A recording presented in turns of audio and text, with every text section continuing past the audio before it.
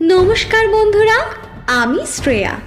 আপনারা শুনছেন ভয়ে ভয়ঙ্কর ইউটিউব চ্যানেল এবং মৃণাল দেবনাথ ফেসবুক পেজের স্যাটারডে ডেস্কের অনুষ্ঠান। আজ পরিবেশিত হচ্ছে ভয়াল ভয়ঙ্কর একটি রহস্যজনক গল্প, ভূতের বেকার। লিখেছেন অচিন্ত কুমার সেনগুপ্ত। গল্প পাঠে মৃণাল দেবনাথ ও সুদীপ্ত বন্দ্যোপাধ্যায়। মিউজিক দীপরাজ। শেষ পর্যন্ত শুনতে থাকুন আজকের আমাদের গল্প, ভূতের বেকার।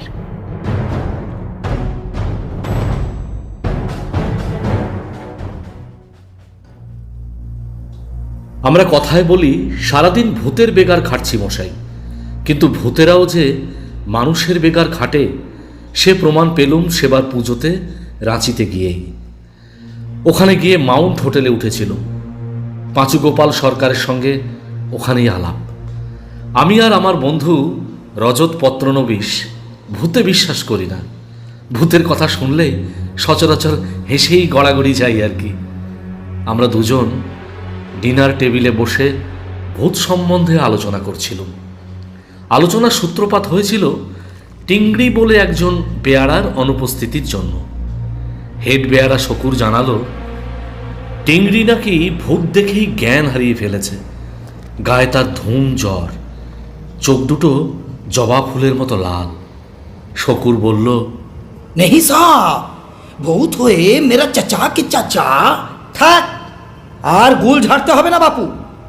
ভূত নিয়ে অনেক গুল গল্প বাজারে চালু আছে, আর ভূতের গল্পের ফর্দ বাড়িয়ে কাজ নেই বাপু। আগুনে জল পড়লে যেমন হয়, শকুরের মুখটা ঠিক তেমনি হয়ে গেল। পত্রনবিশের উপর আমার খুব রাগ হলো। শকুর মিয়া না হয় ইনিয়ে বিনিয়ে একটা আজগবি ভূতের গল্পই বলতো, তাতে ওর কি ক্ষতি হতো? শকুর মিয়া তো গল্পটা বলে খুশি হতো। সেই সাধে ওর বাদসাধা মোটেও ঠিক হয়নি। পাঁচুগোপাল সরকার মশাই নামকরা ভুসিমালের কারবারি, বেশ পয়সাওয়ালা লোক। মাঝে মাঝে উনি রাঁচিতে আসেন। না না, মাথার দোষের জন্য নয়। রাঁচিতে যারা আসেন সবারই যে মাথার গোলমাল থাকবে এমন কথা নয়। মাথায় যাদের গোলমাল তারা তো কাজে কিংবা অকাজে রাঁচিতে আসেনি। তাছাড়া কলকাতার কাছাকাছি ভালো জায়গা বলতে তখন অনেকেরই রাঁচির কথা মনে হতো। তখন রাঁচিতে হেভি ইন্ডাস্ট্রি হয়নি, এত ঘিঞ্জিও ছিল না। তাছাড়া দুটো ঝর্ণা, কাছেই নেতার হাট, মুড়ি থেকে ছোট ট্রেনে দিব্যি ঢকঢকিয়ে আসা, টেগোর হিল ইত্যাদি নিয়েই রাঁচি সত্যি একটা একটা ছোট্ট সুন্দর শহর। আমি যে সময়ের কথা বলছি তা এখন থেকে প্রায় 50 বছর আগের কথা। তখনকার রাঁচি এখনকার মতো ছিল না। জিনিসপত্রের দামও তুলনামূলকভাবে কলকাতার চেয়েও সস্তা। পাঁচুগোপাল সরকার কেন যে ঘন ঘন রাঁচি আসতেন তা আমাদের জানার কথা নয়। আমরা তার ঘন ঘন রাঁচি সফর যে কেন তা জানতেও চাইনি। পাঁচুগোপাল, নাড়ুগোপাল, যদুগোপাল বা প্রাণগোপালের কাজ না থাকলেও রাঁচিতে নিশ্চয়ই বেড়াতে আসতে পারেন, এবং এই নিয়ে স্বল্প পরিচিত হয়ে কারো প্রশ্ন তোলা চলে না।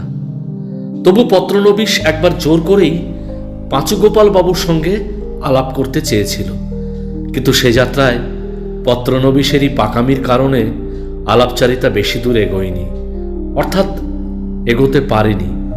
তাদের সেদিনের কথোপকথন আজও স্পষ্ট মনে আছে। আপনার নাম পাঁচু গোপাল বাবু? হ্যাঁ।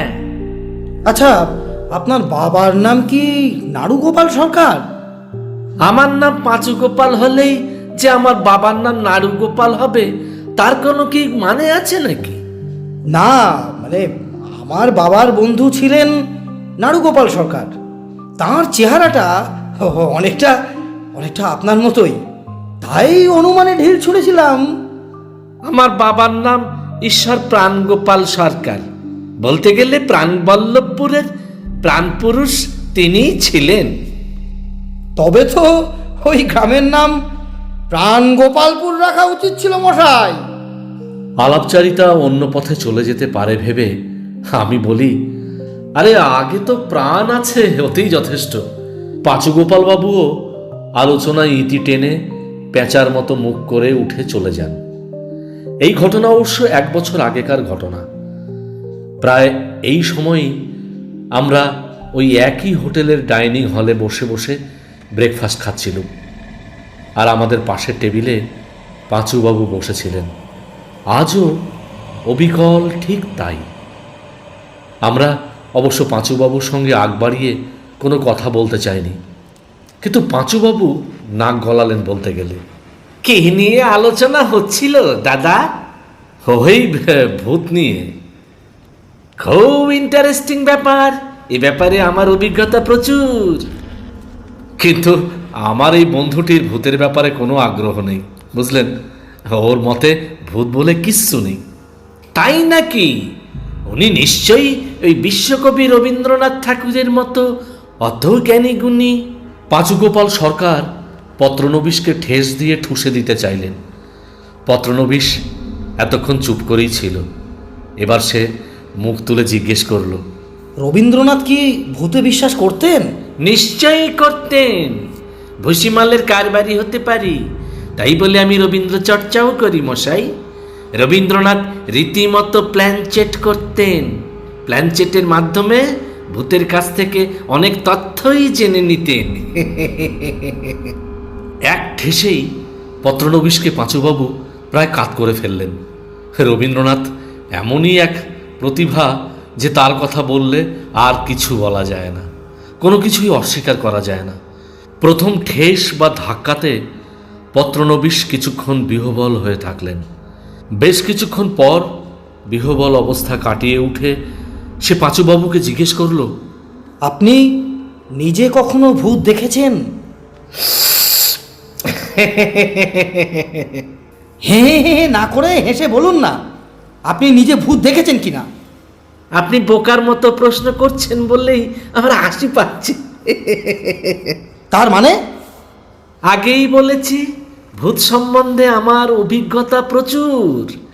আর ভূত বিষয়ে প্রচুর অভিজ্ঞতা না থাকলে আপনাদের ওই ভূত বিষয়ক আলোচনায় নাক গলাতুম না মশাই। যেখানে সেখানে যে কোনো বিষয়ে নাক গলানো আমার স্বভাবই নয়।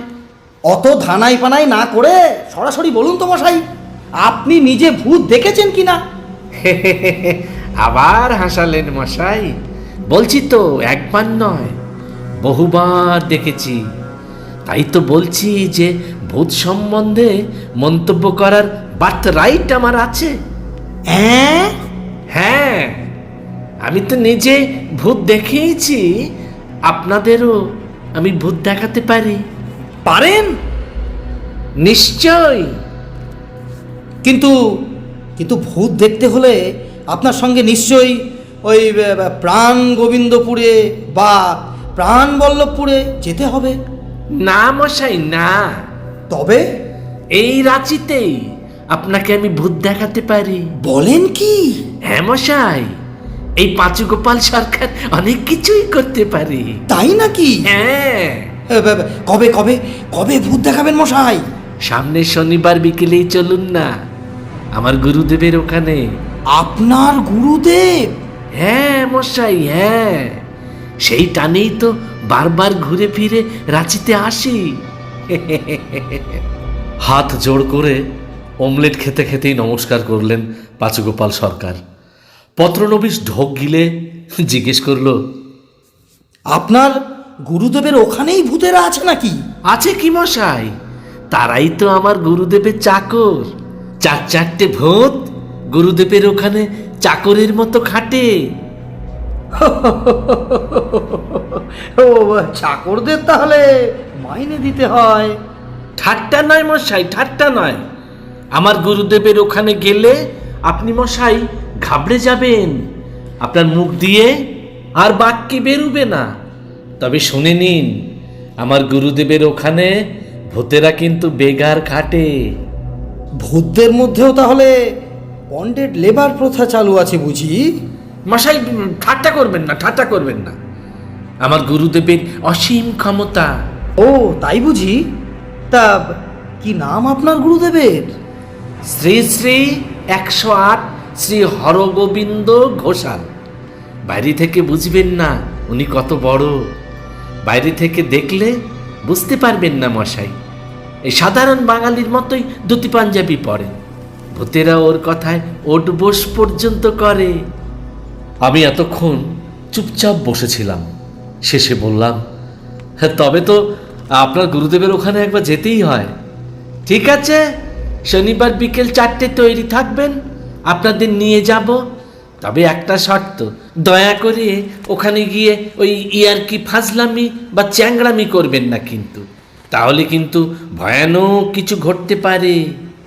এই কথাটা আমি জানি আমার বন্ধু পত্রনবীশকে উদ্দেশ্য করে বলেছেন, কারণ বয়স হলেও ফাজলামি করা পত্রনবীশের স্বভাব। পত্রনবীশ অবশ্য বলল, আমি ওখানে গিয়ে মশাই মুখে কুলু পেটে থাকবো, একটি কথাও বলবো না। শনিবার, তাই অমাবস্যা। পাঁচুবাবু যথাসময়ে তৈরি হয়ে এসে আমাদের ডাকলেন। আমরা তৈরিই ছিলাম, অতএব সঙ্গে সঙ্গেই বেরিয়ে পড়লাম। পাঁচুবাবু বললেন, বেশি দূরে নয়, দূরে নয়, এই রিক্সা করেই যাব। আমি একটা নিচ্ছি, আপনারা আরেকটা রিক্সা নিয়ে আমায় ফলো করুন। টেগর হিলের পাশেই আমার গুরুদেবের আস্থানা। পত্রনবীশ অবশ্য চুপ করেই রইল।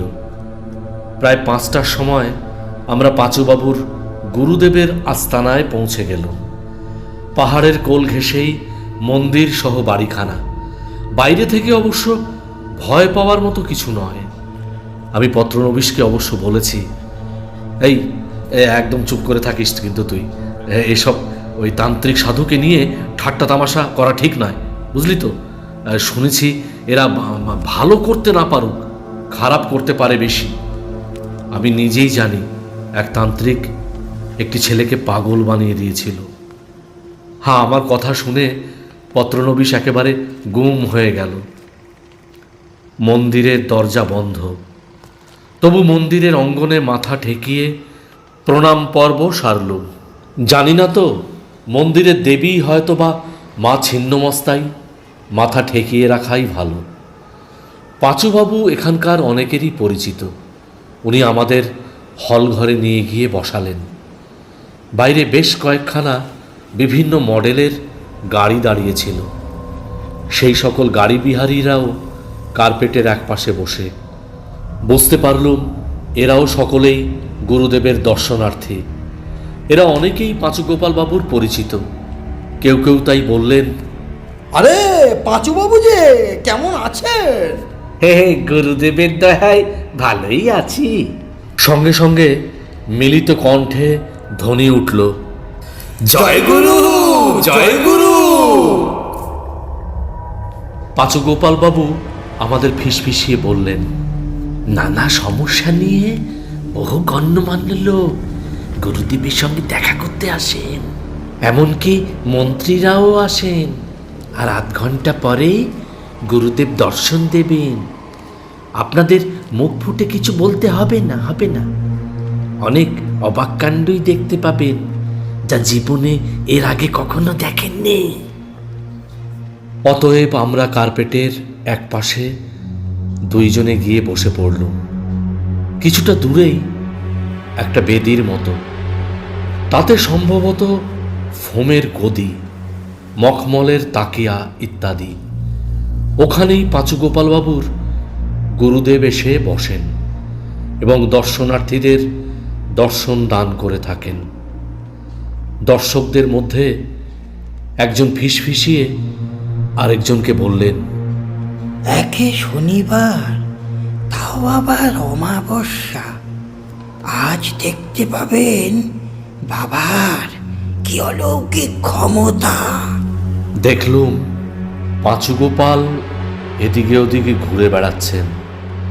হলঘরের আলো একটু ম্লান, সম্ভবত কিছুটা ভৌতিক পরিবেশ সৃষ্টি করার জন্য।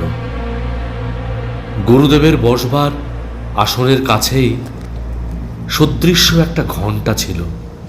হঠাৎই ঘণ্টাটা ঢং ঢং করে আপনা থেকেই বেজে উঠল, অথচ ঘণ্টাটা বৈদ্যুতিক কোনো ঘণ্টা নয়, সাধারণ ছোট পেটা ঘন্টা। ঘন্টা বাজাচ্ছে কে তা দেখা যাচ্ছে না। ঘন্টায় আঘাত পড়ছে আর ঘন্টা বাজছে। পাঁচুবাবু আমাদের পাশে এসে বললেন, বাবার কোনো ভূত চালাই ঘন্টা পেটাচ্ছে, বুঝলেন? তাই তো দেখছি। বাবার আসার সময় হলো। একটু পরে দেখলুম সিল্কের পাঞ্জাবি আর ধুতি পরা মাঝারি বয়সের গোলগাল এক ভদ্রলোক ঢুকলেন। সকলেই উঠে দাঁড়িয়ে অভিনন্দন জানালো। জয় গুরু, জয় গুরু। ওর চোখ দুটো জবা ফুলের মতো টকটকে লাল। উনি টলতে টলতে কোনো রকমে আসনে বসে পড়লেন। সবাই নমস্কার করল। উনি হাত তুলে সকলকেই আশীর্বাদ করলেন। আমরাও নমস্কার করলাম, কারণ একই জায়গায় সকলে যা করছে আমরা যদি তা না করি ব্যাপারটা বিতিকিচড়ি দেখায়। প্রথমেই এক মারোয়ারি ভদ্রলোক এগিয়ে গেলেন। গুরুদেব জিজ্ঞেস করলেন, কি সমস্যা তোর? महाराज, हमारे के ही लड़का से बिल्कुल बोके गेछे, एकदम बाध कोनो कोथाई सुने ना हुजूर, एकटा बंदोबस्त करे दिन।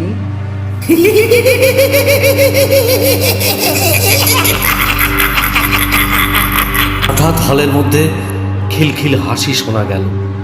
কে হাসছে বা কারা হাসছে এবং কোত্থেকে হাসছে কিছুই বোঝা গেল না।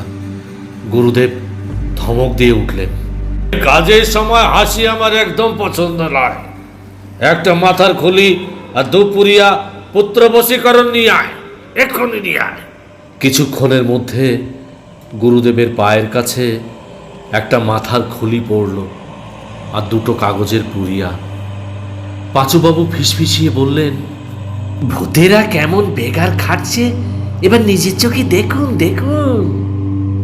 গুরুদেব কাগজের পুরিয়া দুটো মাথার খুলিতে ঠেকিয়ে মারোয়ারি ভদ্রলোককে বললেন, যে কোনো একটা পুরিয়ার গুঁড়ো ডাল, ভাত, তরকারি বা শরবতের সঙ্গে তো ছেলেকে খাইয়ে দিস, ব্যাস খেল খতম। ছেলে তোর কথা শুনবে, সবই শুনবে, একদম বাধ্য হবে। जी हाँ महाराज। ভদ্রলোক 100 টাকার একটা বান্ডিল রেখে নমস্কার করে চলে গেলেন। গুরুদেব বললেন, টাকা মাটি, মাটি টাকা। এই কেউ এসে এটা নিয়ে হাসপাতালের ফান্ডের সিন্ধুকে রেখে দে। নিমেষের মধ্যে টাকার বান্ডিল উধাও হয়ে গেল। আর একটা ভূত চাকর নিয়ে গেল টাকার বান্ডিলটা। তারপর এক বিহারি ব্যবসায়ী ভদ্রলোক গুরুদেবের দিকে এগিয়ে গেলেন। কি ব্যাপার, তোর কি খবর? हमारी एक दुश्मन हमको बहुत परेशान करछे महाराज। তো আমি কি করব? महाराज हुके पागल बनिए दिन, नहीं तो हम धने प्राणे मरा जाबो। আসল কথাটা বল। अपनार काछे झूठा बोलबो ना, दोनों एक साथ व्यवसाय करतुम।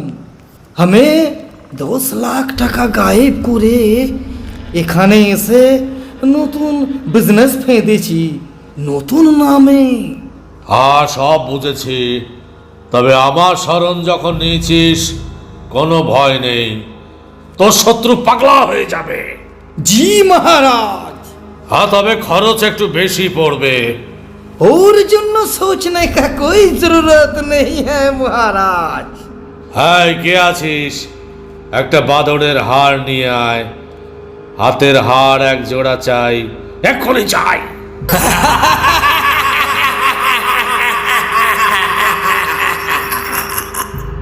কিছুক্ষণ পর এক জোড়া বাদরের হাতের কঙ্কাল এসে পড়ল গুরুদেবের সামনে। পাঁচুবাবু বললেন, দেখলেন আমার গুরুদেবের বিভূতি? হঠাৎ সেই হাত জোড়া নড়ে উঠল এমনকি গুরুদেবও সেদিকে ভয়ে ভয়ে তাকালেন, চিৎকার করে বলে উঠলেন, নড়ছে কেন, এই নড়ছে কেন? অমনি দম করে লোডশেডিং হয়ে গেল। একে শনিবার, তাই অমাবস্যা, ঘরের ভেতর লোডশেডিং, কাউকে দেখা যাচ্ছে না। সবাই আমরা যেমন বসেছিলাম তেমনি চুপচাপ বসে রইলাম, কারোর মুখে কোনো কথা নেই। পাঁচুগোপাল সরকার বললেন, কেউ দয়া করে দেশলাইয়ের কাঠিও চালাবেন না, যা করার গুরুজি করবেন। জয় গুরু, জয় গুরু। অন্য সকলেই পাঁচুগোপালের সঙ্গে গলা মিলিয়ে বলতে লাগলো, জয় গুরু, জয় গুরু। একটু পরেই সারা হলঘরটায় যেন ভূমিকম্পের মতো কেঁপে উঠল। এই সঙ্গে গুরুদেবের আসনের ওদিক থেকে শোনা গেল একটা আর্তচিৎকার।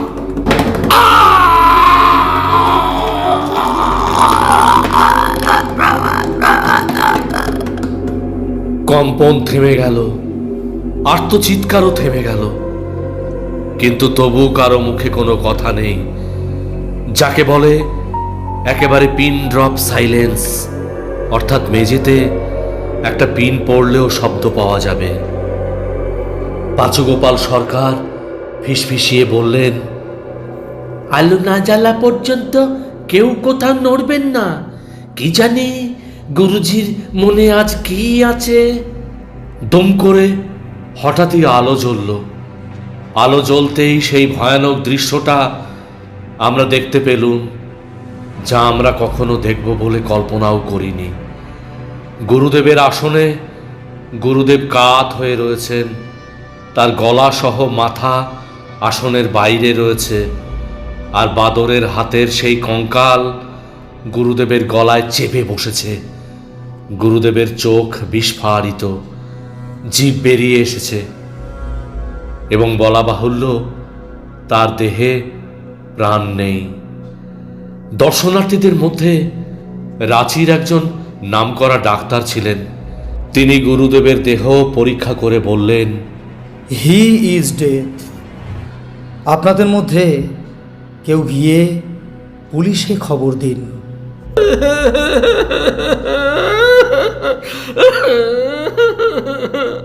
পাঁচুগোপাল সরকার ডুকরে কেঁদে উঠলেন। সাপের ওঝাদের যেমন সাপের হাতেই প্রাণ যাওয়ার সম্ভাবনা, আর যারা ভূতদের দিয়ে বেগার খাটান সম্ভবত তাদেরও ভূতের হাতেই মারা যাওয়ার সম্ভাবনা, সে কথাই প্রমাণ করল।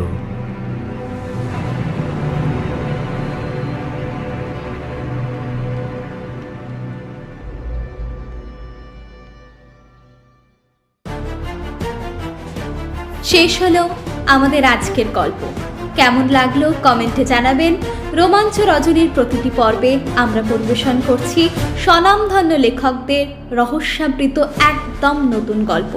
মৃণাল দেবনাথ ফেসবুক পেজটি ফলো এবং ভয়ে ভয়ঙ্কর ইউটিউব চ্যানেলটিকে আপনারা অবশ্যই সাবস্ক্রাইব করে অল নোটিফিকেশনস করে রাখুন। রহস্য রোমাঞ্চে ভরা একদম নতুন গল্প নিয়ে আসছি আগামী পর্বে। ধন্যবাদ।